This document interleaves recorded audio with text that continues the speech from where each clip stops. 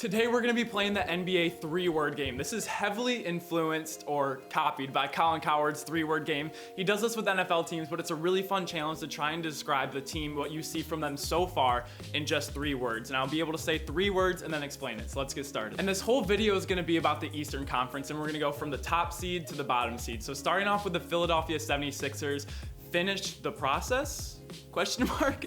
Because I really think they made a new coaching change, a new GM change. They added Seth Curry and Danny Green, and all these pieces are fitting together perfectly. I mean, they have the best record in the NBA. They look really, really solid. I saw Ben Simmons shooting more three-pointers. I don't know if their process is finished, but they are looking like a top contender in the East right now. With the second seed, I have to go with the Indiana Pacers, and it says no televised games. And I honestly don't know anything about the Pacers. They don't have any star power, really. They have Victor Oladipo, but it's weird. And they don't have any televised games, so I can't really watch them. I watched the highlights a few in there, but I really don't think anyone knows. And people go into the playoffs with the Pacers having like 3rd or 4th seed, and like nobody knows how they're doing that year. And then, I mean, it's just a team that kind of gets lost in the NBA circuit. 3rd place in the Eastern Conference is going to be the Boston Celtics, and the 3 words are 2 young stars, because Jaylen Brown and Jason Tatum have taken over this team. These are the obvious 2 stars. Kemba Walker really isn't in the mix anymore. I mean, they have a lot of good pieces, but the pieces are around these 2 forwards. They're super athletic. They can shoot the ball. They can take over games. They play a lot of minutes. They're not really getting injured. I love what I'm seeing in Boston. They have a good young coach, a good young team. I think they're going to be a top contender in the East as well. 4th place in the Eastern Conference is the Orlando Magic, and the 3 words are no magic here, because they just haven't beaten very good teams. I mean, they're good enough to beat some bad teams. I mean, who have they beaten so far? They beat the Heat, who are really struggling right now. They beat the Wizards twice, the Thunder, and the Cavs twice. So even though they have a pretty good record and they're 4th in the East, I just don't see any magic brewing in Orlando. Believe it or not, the New York Knicks are 5th in the Eastern Conference right now. And my 3 words for them is something's brewing here, because the Knicks have a decided advantage over a lot of teams like Indiana and Milwaukee. I mean, Milwaukee has Giannis, and he can't get anyone to sign there.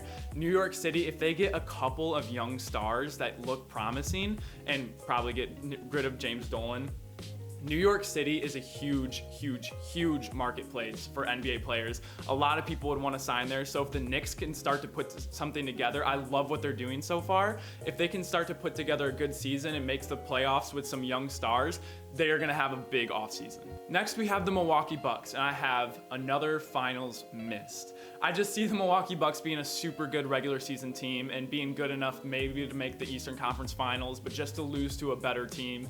I just need to see those steps taken from Giannis. They've lost to some surprising teams last year, and Giannis is playing every game. I mean, he choked a free throw the first game against the Celtics.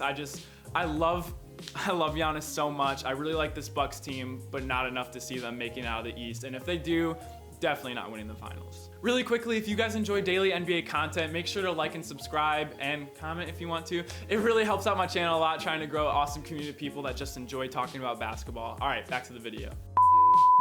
Next up is the Cleveland Cavaliers, and I have Sexton and Garland. These 2 young point guards, they're both like 6'3". Sexton in his 3rd year has taken a huge step. He's averaging 25 points a game so far, and Garland is right behind him, averaging 17 points. This is huge jumps from them last year. And now that they know that these 2 players can actually play in the NBA, because they were struggling early, I think they need to move on from Kevin Love, move on from some of their older pieces, get prospects, get picks, and start to build around them, because they are in no man's land right now. They're not going to win with these older players, but I love what I'm seeing from Colin Sexton and Darius Garland.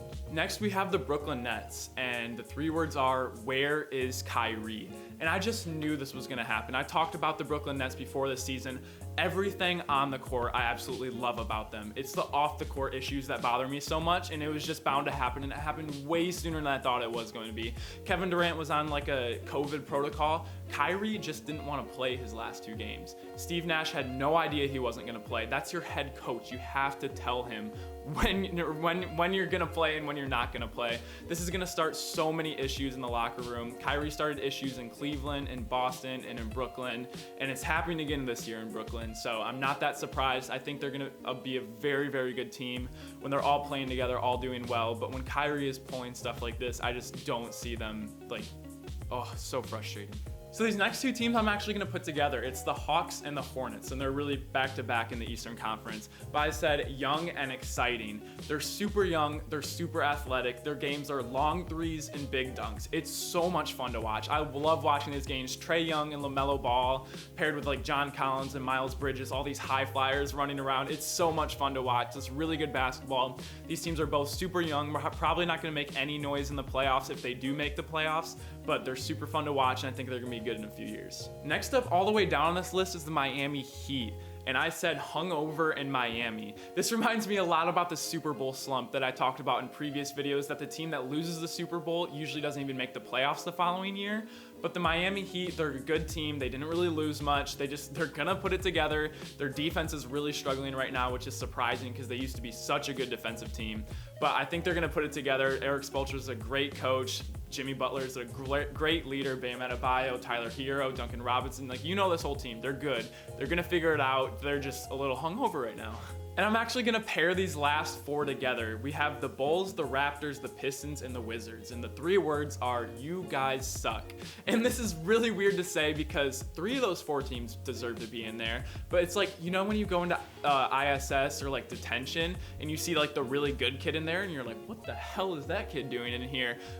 Toronto, what are you doing in this list? You shouldn't be in the you suck list. You guys are way better than this. They need to figure it out. Pascal Siakam and Kyle Lowry are really struggling right now. I have no idea how they're not, because they're so well coached, so well organized. They shouldn't be in here. They're like the good kid in detention right now.